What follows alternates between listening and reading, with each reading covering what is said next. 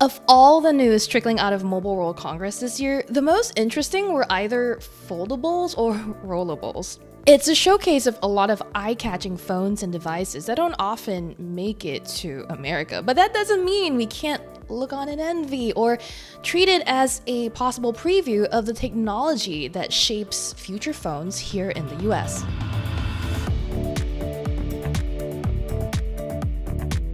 One of the first foldables we saw out of MWC this year was Oppo's Find N2 Flip. This thing is basically the Chinese company's version of Samsung's Galaxy Z Flip 4, except its external screen is in portrait instead of landscape orientation. It's currently the largest cover screen on a flip-style foldable at 3.26 inches. This makes the Find N2 Flip easier to use when framing up selfies with the device close, and thanks to its size, allows for more lines of messages to be read. Oddly though, the home screen here doesn't take advantage of the larger canvas, and its clock widget actually uses a smaller font than the Galaxy Z Flip 4. The company did take pains to emphasize that the crease on the Find N2 Flip's screen is 65% less visible than the last generation. According to Engadget's UK Bureau Chief Matt Smith, though, you can still see the little wrinkle, so for those of us in the US, this is more of a theoretical exercise or comparison, since the Oppo phone won't actually be available stateside,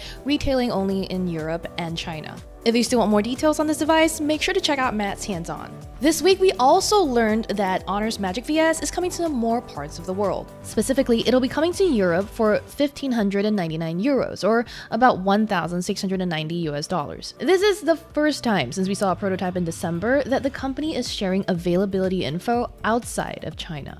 The Magic VS is similar to Samsung's Galaxy Z Fold 4, which is to say that it is a regular-sized smartphone that opens up to become a roughly 8-inch tablet. It's not a brand new product at MWC, but it is nice to see more information about more foldable phones coming and giving Samsung some competition in the space. It's not just Oppo and Honor ramping up the competition either. Relatively lesser-known phone maker Tecno showed up at MWC with the Phantom V Fold, which is a more affordable foldable with fairly impressive specs. The Phantom V Fold has a 7.85-inch screen on the inside, with the company touting a virtually crease-free display, just like Oppo did. Senior editor Richard Lai said that at the right angle, the wrinkle is certainly not obvious and is better than Samsung's, although he did add that it's still not as good as his Xiaomi Mi Mix Fold 2. On the outside, the Phantom has a 6.42-inch Full HD panel, as well as a round camera hump, housing a triple sensor imaging system. The main and telephoto cameras are 50 megapixels, while the ultra-wide is 13 megapixels. There's also a pair of punch-hole cameras on the two screens. The Phantom V Fold is powered by the same MediaTek Dimensity 9000 Plus processor as the one in the Oppo Find N2 Flip. And for the base model that comes with 12 gigs of RAM and 256 gigs of storage, the company is asking $1,099. Compared to the Samsung and Oppo versions of tablet-sized foldables, that's hundreds of dollars less. But again, as with so many products that were launched at MWC this year, the Phantom V Fold won't be coming to the US. It'll be available to those in India, Latin America, and parts of Africa, which is areas where Tecno is typically active. The fact that we're reaching a point where foldables are starting to get relatively more affordable means, unfortunately, that they're going to become common, and therefore they're about to become so passé. So 2022.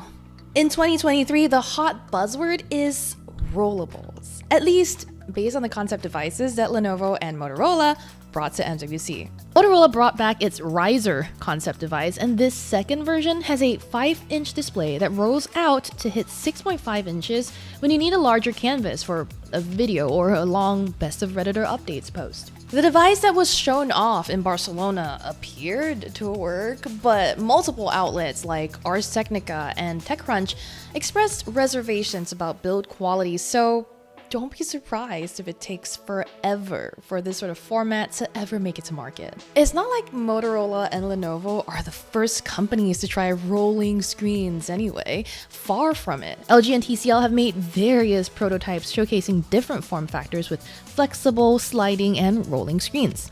In fact, LG's first rolling screen prototypes showed up as far back as CES 2014.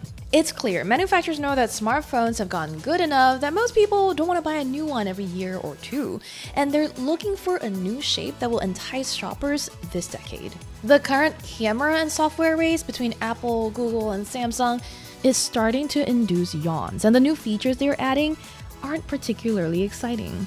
Other phone makers have spent the last few years focusing on battery and charging tech, and this MWC we saw more of that too.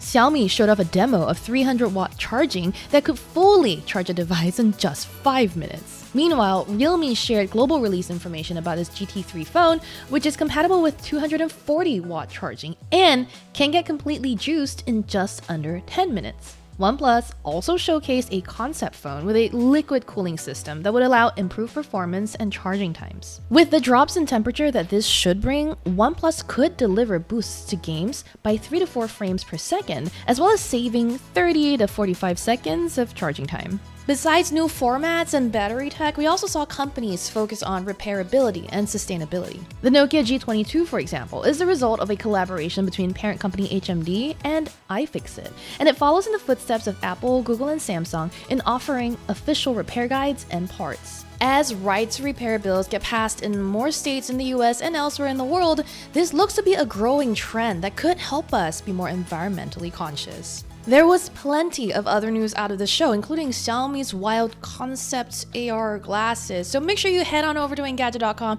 to get all of the details. And for more news and coverage of the world of consumer technology, make sure to subscribe to Engadget.